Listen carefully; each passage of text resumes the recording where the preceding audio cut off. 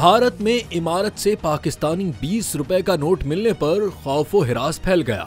भारत के इलाके पुणे के एक पुरसुकून इलाके में उस वक्त सनसनी फैल गई जब एक रिहायशी हाउसिंग सोसाइटी में पाकिस्तानी 20 रुपए का करेंसी नोट बरामद हुआ। यह हैरानकुन दरियाफ्त भोकम गांव की मानसलीक हाउसिंग सोसाइटी में हुई, जो कि नेशनल डिफेंस अकेडमी से महज 18 किलोमीटर के फासले पर वाक़ है।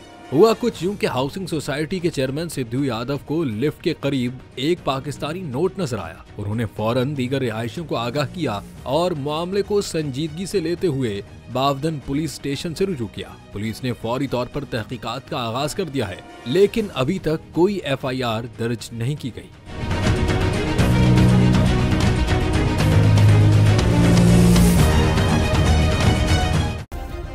सब्सक्राइब करें और बेल दबाएं ताकि कोई खबर रह न जाए।